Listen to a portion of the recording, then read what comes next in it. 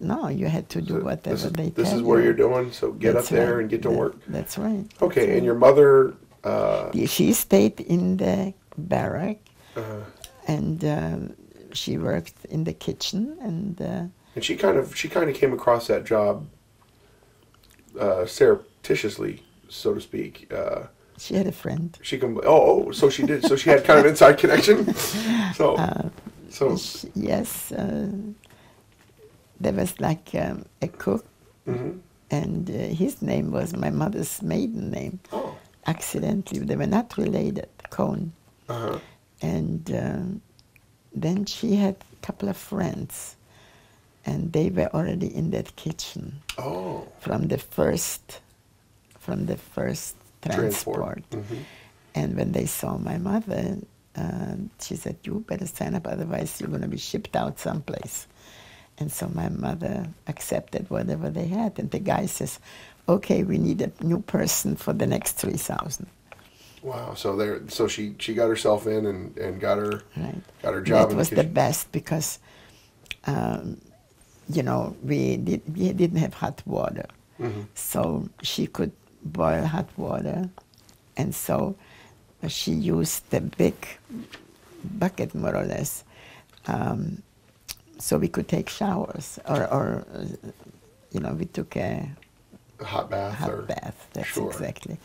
But that water had to be for more than one person. Sure. So it was like a communal bath, I'm sure. Absolutely. So the cleanliness was not a high priority anymore. That's for right. that. And I'm sure that was otherwise, because all we had was with 30 faucets, a big room, and you could go and wash up there, Sure. But once a week you were taken to a room where they had bath. So that had to be kind of unsanitary, I'm sure.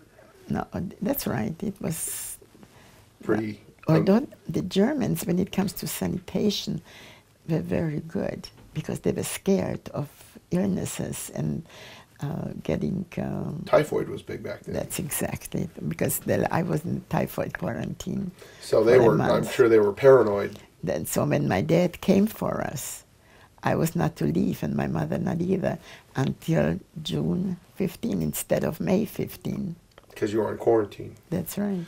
So you were in the first concentration camp. You were working the garden. Right. A garden that you could look at but not touch, basically. Right. And it was heavily guarded.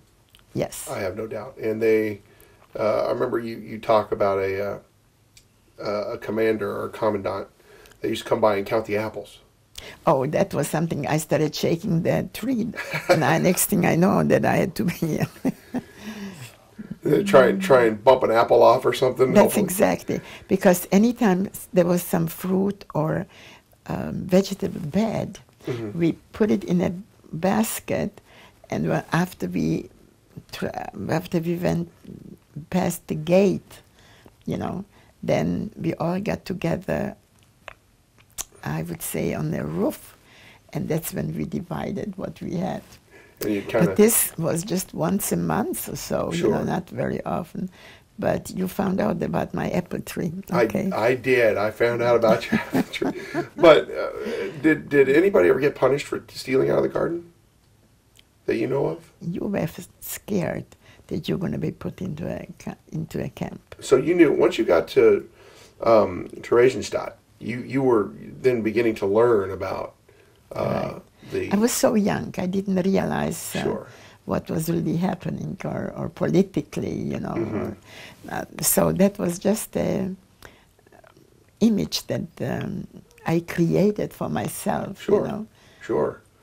And it was, and the information was coming right. through the underground, and you were learning as you were a really hard way to learn, I have no doubt, Right. And then your dad left. Right. To go to the labor camp. Right. He was told that it's just a working camp, and in a year he will be back. And the year passed. Everybody pretty much believed that. Yes. Because you had no choice. That's right. I mean, was there? We wanted to believe. Exactly. It. Was there a time where we kind of call it the 9/11 mentality, Yeah. where it was just do what they say, That's right. and we're going to be fine. Did everybody try and That's keep right, that Ken. optimism? Yes. You know, I mean, I know life sucks, but if we just do what they say, they're not going to hurt us. They might treat us like crap, but they're not going to hurt us. They're not going to. Absolutely. So that was kind of the prevailing You feeling. were hoping. And eventually either they're going to just stop and get tired of this, or Right. did you know that you didn't know America had been drawn into the war? No. And you But didn't. after the war, I found out Sure. that Eisenhower was the main thing at Bergen-Belsen, and he was the liberator there. Sure. And I said, my God, there we have American soldiers who gave their lives just to help us. Mm-hmm. And I was very taken by that. That had to be quite a revelation.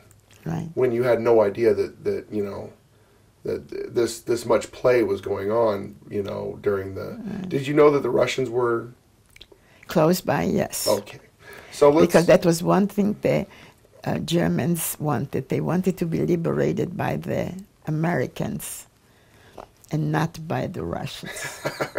Because the Russians and the Germans didn't like each other much. Absolutely. So you're in Theresienstadt, and the food is terrible. But I mean, as far as the quantity, they didn't give you much to live on. That's right. And then they came to you. What did they come to your mother and say? It's time for you to go to the work camp, and you can take your daughter with you. She more or less volunteered stupidly. No, tell me that story. Well, the last one to go was my mother's sister To the work camp. to the camp that they promised that Yeah, they to would the return in spa, 1 year. the spa. Sure. And so she went, and my cousin went, and my mother said, "My God, at least if we go, we're gonna see Dad." You're going to see what? My daddy. Oh, okay, I got you. Do you think they saw my daddy? No. No, of course not. No. We wound up in Auschwitz, and that was it.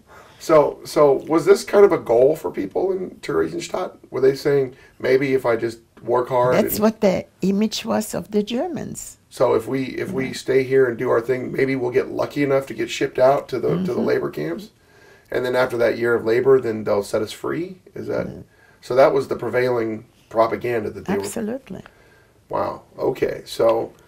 And then they had also, people will stay in Theresienstadt if they can do something for them or for the Germans. Sure, if they're still useful. Yeah, so that was music. Oh. You know, and different paintings. During Christmas time, they were painting the Christmas trees, you know, with the white, what they call it, I forgot already. Flocking or whatever? Or? Yeah.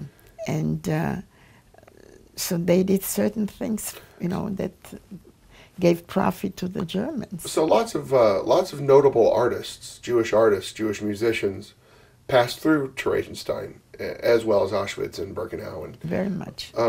Did you ever meet any of these people? Yes, my professor in the gymnasium was Dr. Otto Unger, and he was a painter, and he's the one that where they cut his hands off and put him into the other part of the camp. camp.